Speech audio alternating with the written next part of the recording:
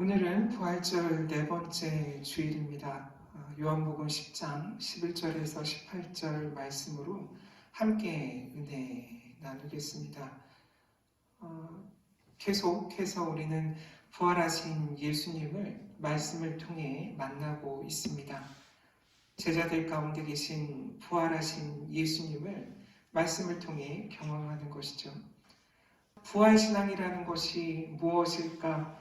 계속 생각을 해보면 이 부활신앙은 임마누엘 신앙을 통해서 일어나는구나, 그것을 깨닫게 됩니다. 부활하신 예수님을 만나는 일이 임마누엘 사건임을 계속해서 말씀을 통해 깨닫게 됩니다. 부활신앙이 내 삶에 어떻게 가능한가 묻는다면 임마누엘 신앙으로 내가 살아가고 있는가, 그것을 먼저 살펴야 한다는 것이죠. 그 삶의 본을 보이신 예수 그리스도, 그분을 오늘 말씀을 통해서도 우리가 만나기 원합니다. 오늘 말씀은 이렇게 묻죠. 예수 그리스도는 누구이신지, 왜 우리를 위해 십자가를 지시고 죽으셨고 사흘 만에 부활하셨는지, 오늘 말씀은 그렇게 묻고 우리에게 또 대답하죠. 예수님은 선한 목자시라고 말씀하십니다. 선한 목자이시기 때문에 우리를 위해 자신을 버리셨고 또한 생명을 취하셨다고 말합니다. 예수님께서는 이렇게 선한 목자의 비유로 당신이 누구이신지 말씀하고 계시죠. 사실 그 당시에 이 말씀을 듣는 사람들에게 선한 목자라는 그런 상징은 익숙한 이야기였습니다. 구약의 말씀들을 통해 익히 잘 알고 있던 그런 흐름이 있었어요. 특히 에스겔 34장, 그 부분을 보면 거짓 목자에 대한 이야기가 등장합니다.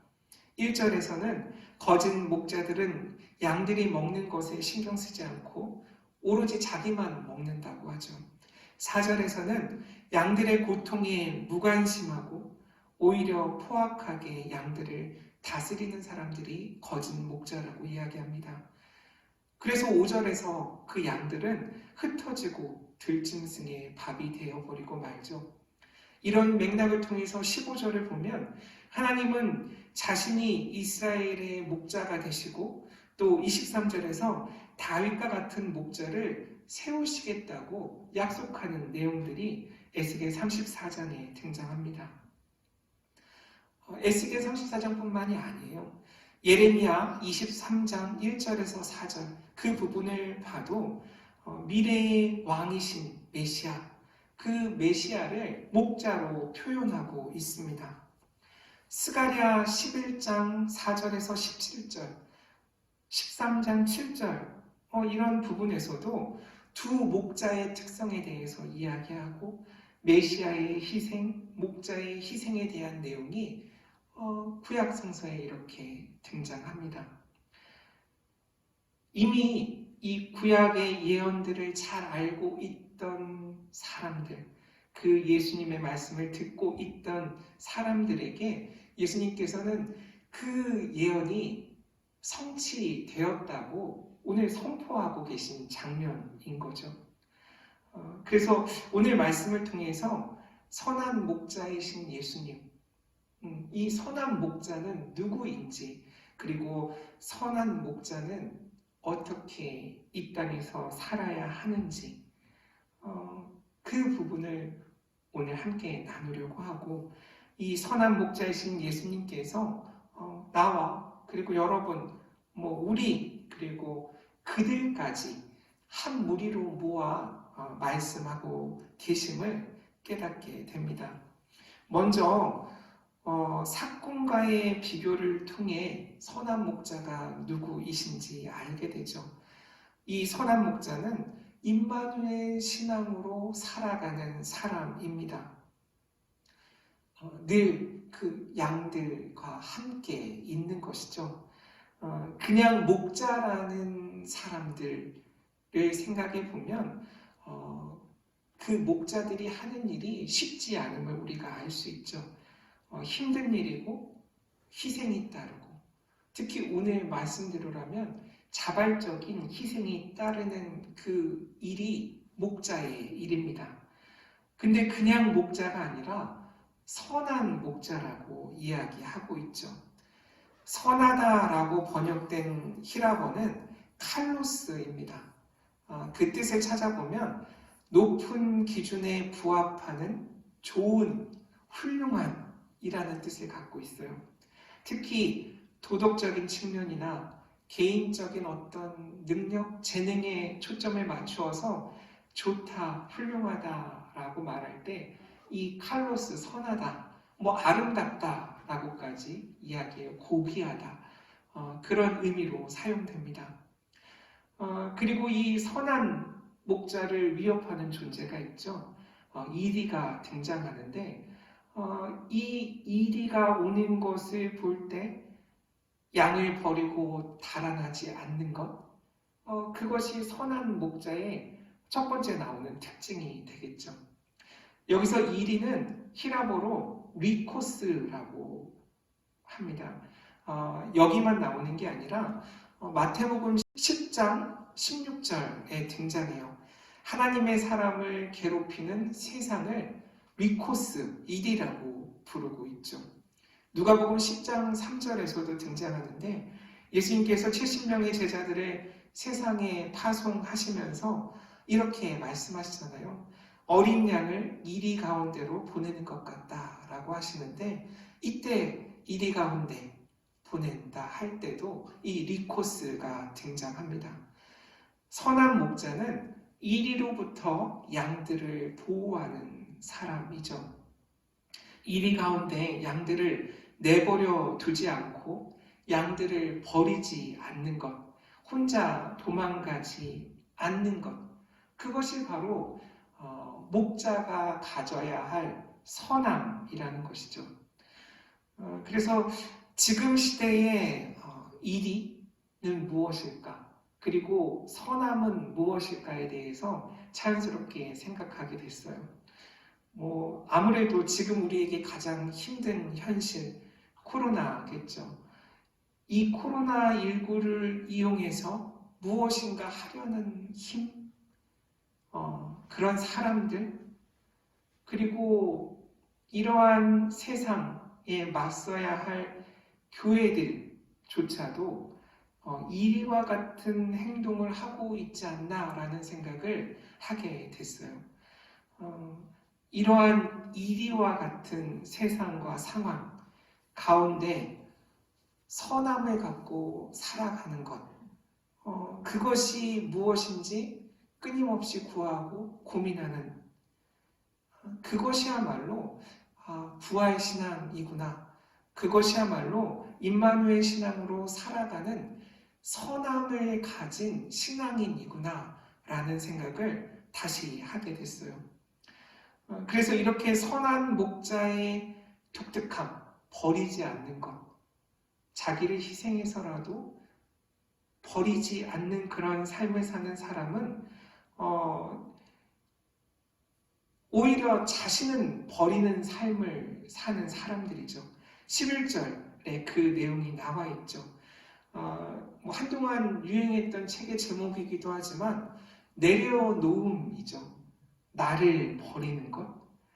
그렇게 내려놓는 이유는 나 때문이 아니라 양들을 위해서 자신을 버리고 내려놓는다라고 이야기하세요.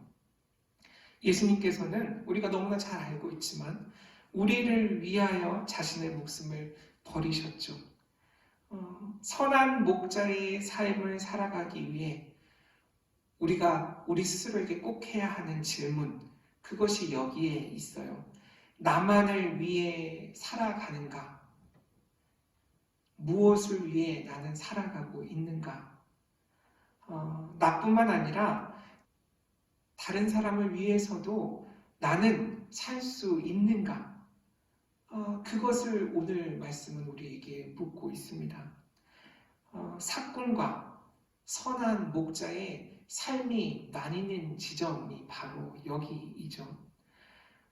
따라서 선하다는 것, 그것은 나의 이기심을 극복하는 것이고, 그것을 바꾸어 말하면 그것이야말로 사랑이에요. 하나님을 사랑하는 것, 이웃을 사랑하는 것, 그 중심에 내가 있지 않고 하나님이 계신가, 그 중심에 내가 있지 않고 다른 이들과 함께 있는가, 그것을 묻는 것, 그것이 사랑이죠. 그리고 그 특징은 버리는 것이다 라고 오늘 말씀을 통해 깨닫습니다. 그래서 흔히 얘기하는 세상의 사랑의 특징을 말할 때 밀당이라는 단어를 쓰잖아요. 이 사꾼은 어찌 보면 밀당에 능한 사람이에요. 달면 삼키고 쓰면 뱉고 갈 때와 빠질 때를 적절히 아는 사람, 그래서 내가 손해보지 않는 그런 사랑을 하는 것, 그것이 사꾼이죠. 뭐 엄청나게 나쁘고 엄청나게 못된 누군가를 지칭하지 않는 거예요. 밀당에 능한 나에 대해서 성경은 사꾼이라고 이야기하는 거죠. 그러나 선하다는 것은 누군가를 위해 버릴 수 있는 삶을 사는 것이고, 예수님께 그 선함을 비추어 본다면 목숨까지도 버릴 수 있는가의 문제를 우리에게 묻고 있는 것이죠. 두 번째로 선한 목자는 어떤 사람이냐면 잘 아는 사람이에요. 14절에서 선한 목자는 내 양을 알고 양도 나를 안다라고 되어 있죠. 실생활에서 잘 안다는 것, 나도 나를 잘 알고 있고, 그리고 내 주변에 있는 사람들을 내가 잘 알고 있는가의 문제와 연결되는 거죠. 서로 관계를 잘 유지하고 살아가는가, 그 이야기입니다. 근데 그 관계는 나로부터 시작되지 않았다라고 15절에서 말씀하고 계세요. 아버지께서 나를 아시고 내가 아버지를 알기 때문에 나도 양을 알고 양도 나를 안다라는 거예요. 그러니까 우리가 생활 가운데 마주하는 모든 관계들, 그 관계의 근원이 어디에 있는가, 그것을 우리가 어떻게 고백하는가에 따라서 신앙인인지 아닌지가 판가름 난다는 거죠. 내가 이 땅에서 맺는 모든 관계들, 이 땅에서 만나는 모든 사람들은 나로부터 시작되는 것이 아니라 하나님으로부터 오는 관계라는 그런 의식을 내가 갖고 있는가? 하나님과 나와의 관계 속에서 나와 그들과의 관계가 비롯된다라는 것, 그것을 우리가 삶 속에서 어떻게 고백하고 그렇게 생활하는가, 그 문제를 이야기하고 있어요.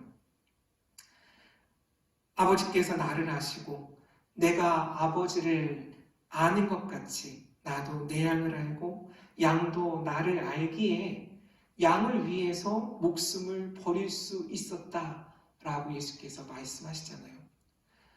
내 힘으로는 불가능하다라는 이야기를 오늘 말씀에서도 하고 있는 거예요. 하나님께서 우리를 사랑하시는 그 사랑에 우리가 뿌리 내리고 있지 않다면 다른 일을 알 수 없다라는 거죠.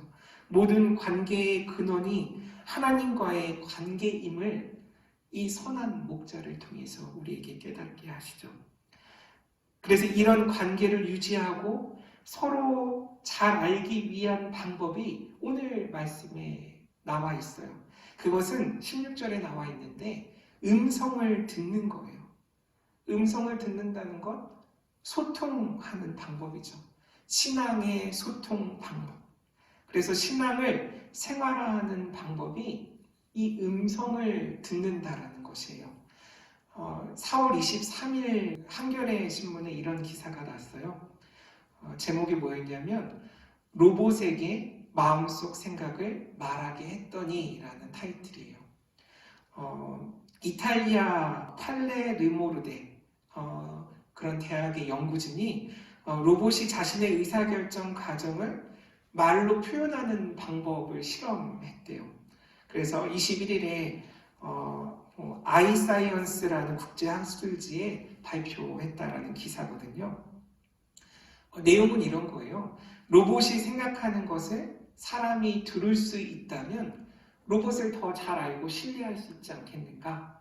라는 그런 생각에서부터 이런 실험을 했다고 하는데 인지 모델 소프트웨어래요. 그래서 내면의 언어를 밖으로 표출하는 그런 실험이에요. 내면의 언어라는 건 이런 거래요. 어떤 과제에 맞닥뜨렸을 때 문제 해결 방법을 놓고 스스로 주고받는 자기와의 대화. 그것을 로봇 혼자 하고 있는 그 대화, 자기와의 대화를 우리가 듣게 되는 그 실험이에요. 이거 얼마나 재밌겠어요? 만약에 가끔 그런 소재로 드라마도 있었던 것 같은데 영화나 다른 사람의 생각을 알거나 들을 수 있는 설정. 근데 우리가 항상 살아갈 때 하나님께서 우리의 그 내면의 소리를 알고 계신다라고 고백하며 살아가잖아요.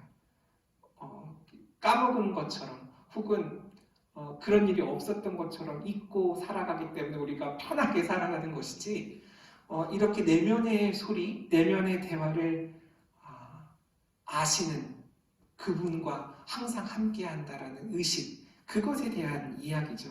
이렇게 실험했어요. 식사 에티켓에 관한 실험이었는데 테이블을 차리고 거기에 포크를 놓고 냅킨을 놨는데 이 로봇에게 포크 위에 냅킨을 놓도록 한 실험이에요. 그랬더니 이 로봇이 이것은 예법에 어긋나는데 라고 생각을 해요. 그래서 연구진한테 물어봐요. 냅킨을 포크 위에 놓는 것이 올바른 일입니까? 라고 이 로봇이 연구진에게 질문을 해서 연구진은 그래 괜찮아 냅킨을 포크 위에 놔도 돼 라고 말을 했더니 이 로봇이 매우 혼란스러워했대요.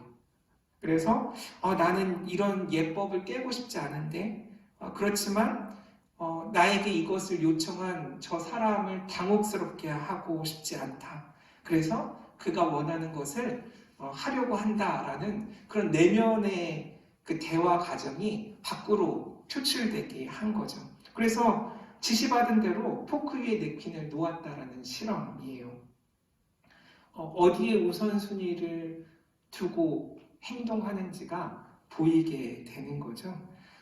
그래서 이런 자기 대화 방식을 사용하면 어떤 일을 하게 될 때 성공률이 87%에 이른대요.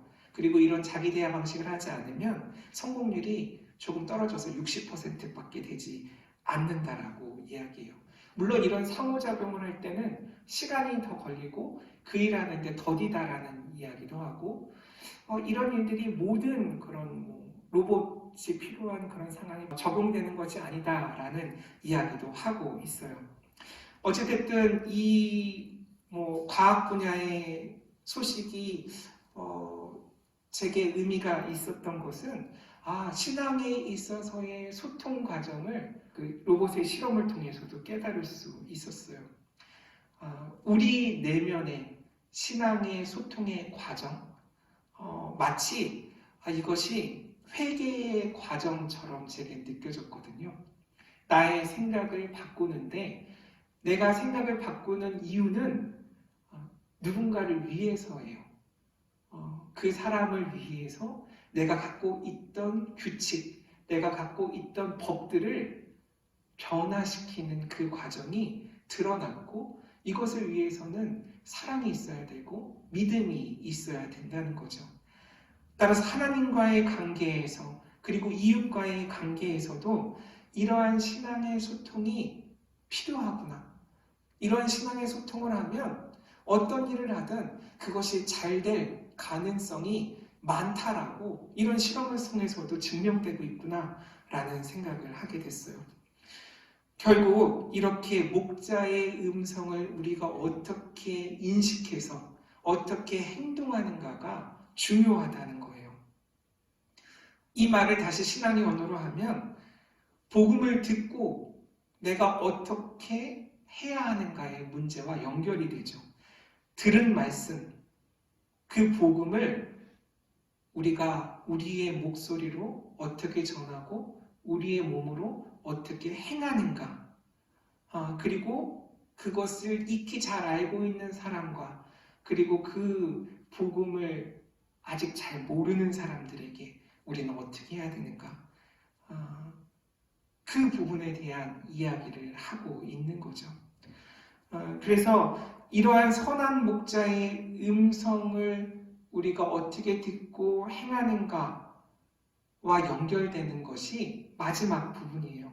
선한 목자는 모두를 부르시고 있다. 선한 목자는 모두를 부르는 사람이다 라고 오늘 말씀은 이야기해요. 앞서 말한 하나님과 예수님과의 관계 때문에 예수님과 나, 예수님과 우리의 관계가 가능해지고 다른 양과의 관계가 가능하다는 것까지 우리가 깨달아야 된다는 이야기예요. 16절에서 보면 선한 목자는 한 무리를 이루는 분이죠. 다른 양들과도 관계를 맺는 분이 바로 선한 목자죠. 이 말은 나도 그 선한 목자의 부르심을 받은 일부이라는 것, 하나의 양이라는 것을 깨달아야 한다는 거예요.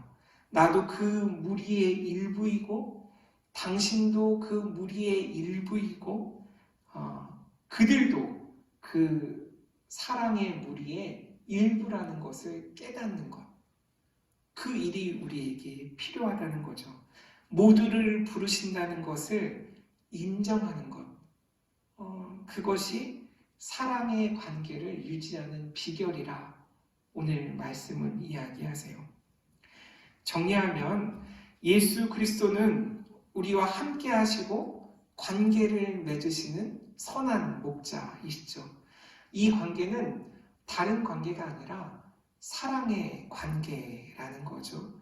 자기 자신에게 이 관계는 버림이라는 형식으로 드러나게 되고요.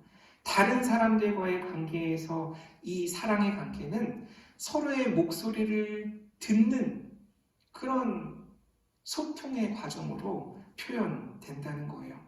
무엇보다 이 사랑의 관계는 하나님과 예수님과의 관계 때문에 우리에게도 가능해진다는 것이죠. 이 사랑의 관계의 특징, 머물러 있지 않고 끊임없이 움직인다라는 것이고, 그래서 흔히 하는 말로 사랑은 명사가 아니라 동사다라는 표현을 쓰는 것이죠. 따라서 이 사랑의 관계는 확장된다는 거예요. 끊임없이 움직인다는 거예요. 오늘 본문의 표현대로라면 다른 양들에게까지 이 관계가 확장되고 연결된다는 거죠. 사랑의 관계는 모두 한 무리가 되게 하는 것, 그것이 선함이고 신앙인으로서 우리가 지향해야 될 삶의 방향이라는 것, 오늘 말씀을 통해 깨달을 수 있었습니다. 우리도 예수님처럼 선한 목자로서의 삶을 살아야 합니다. 우리도 이렇게 한번 말했으면 좋겠어요. 나는 선한 그리스도인이라 라는 그런 스스로에 대한 인식, 이해를 갖고 살아갔으면 좋겠어요. 나는 선한 그리스도인이라. 선한 그리스도인으로 이리와 같은 이 세상에서 살아가는 것, 선한 그리스도인으로 그렇게 살아가는 저와 여러분 되시기를 주님의 이름으로 간절히 축원합니다. 아멘.